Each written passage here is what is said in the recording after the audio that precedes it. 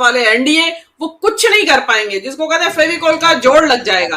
क्योंकि आज अभी कोई स्थिति ऐसी नहीं है कि राहुल की सांसदी बहाल हो गई है, लेकिन वो बहाल होते ही ये हो सकता है कि एक मीटिंग और उसके बाद फिर बुलाई जाए और उसको फाइनल उसके ऊपर स्टैंप लगा दिया जाए।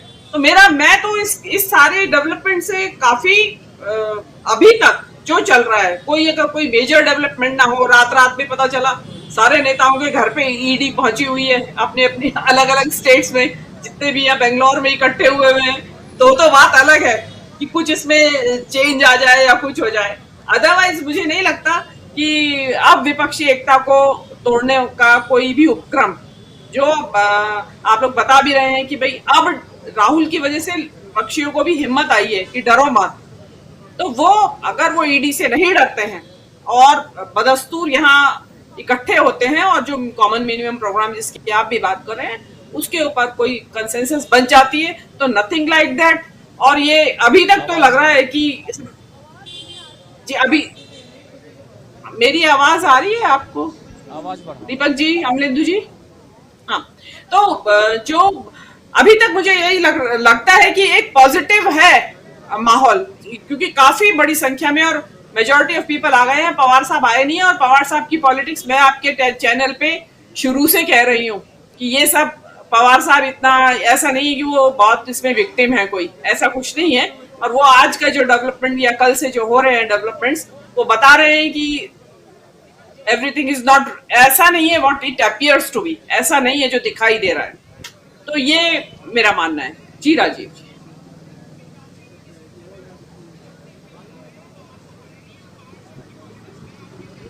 जी बिल्कुल, मीनू जी हमारे साथ जुड़ी हुई हैं, जो अपनी बात अपने विचार रख रही हैं, और खासकर इस पूरे मसले पे और खासकर बेंगलुरु में जो कुछ होने जा रहा है उस पर अपने विचार हमारे तमाम साथी रख रहे हैं। और हम बेंगलुरु में मौजूद हैं और यहां से पल पल की रिपोर्ट आप तक पहुंचाने की कोशिश कर रहे हैं, क्या कुछ चल रहा है। एक बहुत ही अहम बैठक यहां होने जा रही है कल, और उस बैठक से देश की तस्वीर बदलती हुई दिखाई देगी, ये तय मानिए। एक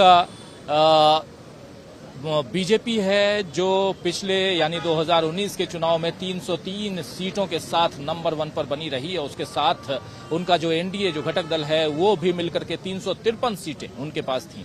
लेकिन आज की तारीख में क्या ये जो कुनबा है, यानी कि विपक्षी दलों का कुनबा, जिसमें अब कांग्रेस पार्टी बहुत मजबूती से दिखाई दे रही है और कहीं न कहीं इर्द गिर्द राहुल गांधी दिखाई दे रहे हैं। जरा आना चाहता हूं डॉक्टर प्रकाश हिंदुस्तानी जी आपके पास, आपसे समझना चाहता हूं राहुल गांधी को, कांग्रेस पार्टी को और इस कुनबे को, यानी कि विपक्षी दल का जो ये गठबंधन है जो आगे एकता के रूप में तब्दील हो रहा है, इसको कैसे देखा जाए? क्या यहाँ से देश की सियासत में कोई चेंज आपको दिखाई देता है? क्या आपको लगता है कि एक अकेला सब पर भारी कहने वाले प्रधानमंत्री नरेंद्र मोदी आज की तारीख में उनकी पार्टी 36 दलों को अपने साथ लाने का रिकॉर्ड कायम करके या रिकॉर्ड बनाने की कोशिश में है कि हमारे पास उनसे ज्यादा है, ये बताने की कोशिश है? तो फिर लोग तो ये भी पूछ रहे हैं, जैसे मल्लिकार्जुन खड़गे का बयान आप लोगों ने सुन लिया, कांग्रेस के तमाम नेता ये कह रहे हैं कि वो तो पहले कहते थे एक अकेला सब पर भारी, लेकिन आप इतने लोगों को अपने कुनबे में ले रहे हैं। कैसे देखते हैं डॉक्टर प्रकाश हिंदुस्तानी जी? राजीव जी, एनडीए में जो पार्टियां जिनकी बैठक होने वाली है उनमें 6 पार्टियां ऐसी उनका एक भी विधायक या सांसद नहीं, 7 ऐसी पार्टियां जिनका केवल एक सांसद। और जिस बीजेपी को अब तक एनडीए की याद नहीं आई, उसे एनडीए की याद आ रही है 9 साल बाद, और वो एनडीए के नाम पर एकता की बात कर रहे हैं। जहां तक कांग्रेस की बात है, कांग्रेस तो मेरे ख्याल से 2019 के चुनाव में भी बहुत अच्छा प्रदर्शन कांग्रेस ने किया था। बीजेपी के सामने एकमात्र बड़ी पार्टी 2019 में कोई थी तो भारतीय राष्ट्रीय कांग्रेस। अब बड़ा विचित्र बात यह रही कि बीजेपी को 37% वोट मिले थे और कांग्रेस को 19.49, कह सकते हैं 19.5। लेकिन बीजेपी को लोकसभा में 303 सीटें मिली और कांग्रेस को केवल 52 या 53 सीटें मिली।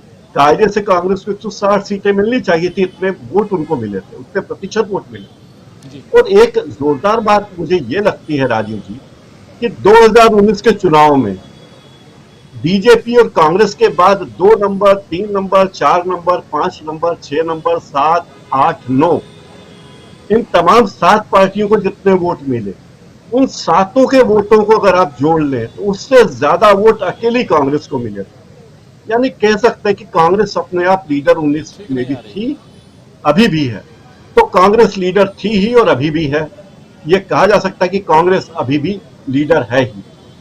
कांग्रेस को 19.49% वोट मिले थे और कांग्रेस के बाद तीसरे नंबर पे तृणमूल को मिले थे केवल 4.07%।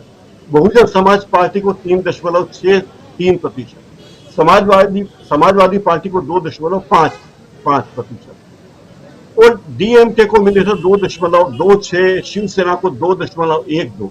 यानी 3, 4, 5, 6, 7, 8 लोग सारे पार्टियों के वोट मिला लें तो वो वोट अकेली कांग्रेस को मिले थे। जाहिर है कांग्रेस तब भी बड़ी पार्टी थी, अभी भी पार्टी है। और जो लोग अगर राहुल गांधी या कांग्रेस के नेतृत्व को मानने की बात कर रहे हैं तो कांग्रेस के नेतृत्व को मानना उनकी मजबूरी है। और बची कुची कसर सोनिया जी ने निकाल दी, क्योंकि सोनिया जी का वर्चस्व, सोनिया जी का प्रभाव बहुत ज्यादा है।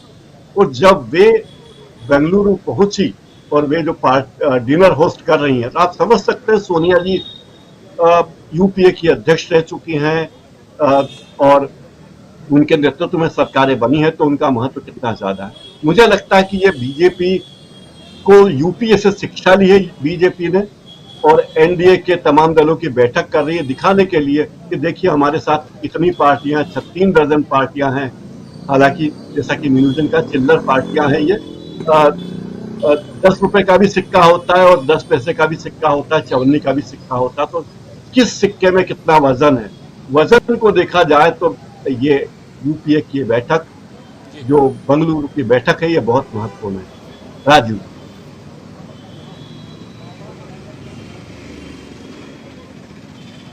जी बिल्कुल, एक अहम बैठक जो है, एक बहुत महत्वपूर्ण बैठक यहाँ दिल्ली में एक हो रही है और एक इधर हो रही है। दिल्ली में भी कल बैठक होगी और यहाँ भी यानी बेंगलुरु में एक अहम बैठक हो रही है। इस बैठक की रूपरेखा तैयार कर ली गई है और कल उस पर चर्चा होगी। लेकिन इस चर्चा से जो कुछ निकल के आने वाला है उस पर हम चर्चा कर रहे हैं इस वक्त, लेकिन साथ साथ ये भी समझने की कोशिश कर रहे हैं कि क्या अब कांग्रेस बहुत मजबूती के साथ आगे बढ़ रही है। गैर कांग्रेसवाद की बात करने वाली भारतीय जनता पार्टी अब क्या उनके साथ साथ जो कई दल थे, खासकर अरविंद केजरीवाल की पार्टी आम आदमी पार्टी, वो भी कांग्रेस के खिलाफ नारा लगाते थे, लेकिन वो भी आज की तारीख में कांग्रेस के साथ यहां खड़े नजर आ रहे हैं। तो बहुत कुछ परिवर्तित दिखाई दे रहा है। जल्दी जल्दी चाहूंगा मैं हमारे साथी डॉक्टर दीपक पासपोर्ट जी आपके पास आना चाहूंगा और थोड़ा आप लोगों से एक अनुरोध ये भी कि थोड़ा थोड़ा आप लोग शॉर्ट में बातें रखें ताकि हम ज्यादा